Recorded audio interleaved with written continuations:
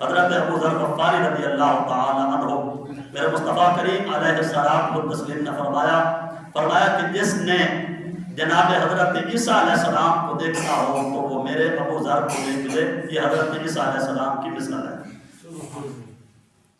حضرت ابو ذر غفاری رضی اللہ تعالیٰ عنہ حضور کی بارگاہ میں آئے. حضرت جبرائیل امین علیہ السلام پہلے تشریف فرما تھے.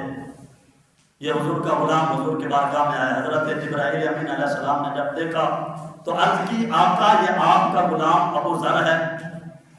فرمایا کہ ہاں یہ ابو ذر ہے. حضور نے فرمایا کہ تمہیں کیسے پتہ چلا کہ یہ ابو ذر ہے؟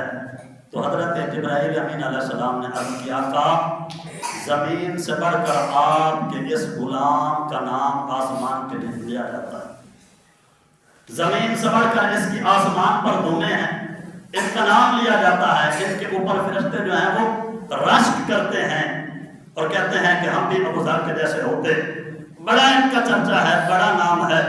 تو مصطفیٰ جان رحمت صلی اللہ علیہ وآلہ وسلم آپ نے فرمایا کہ کیوں میرے اس غلام کا کون سا ایسا کام ہے کہ جس کی وجہ سے آسمان کے فرشتے بھی ابو ذر کے اوپر فخر کرتے ہیں, ان پر رشک کرتے ہیں.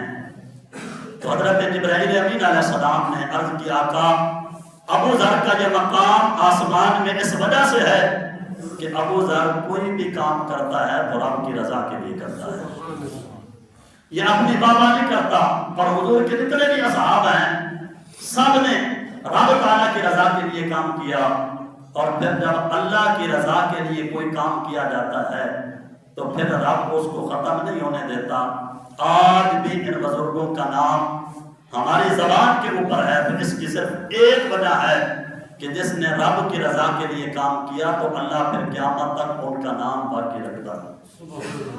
انہیں شوق نہیں تھا کہ ان کا نام لیا جائے, انہیں شوق نہیں تھا کہ ان کی واہ واہ ہو.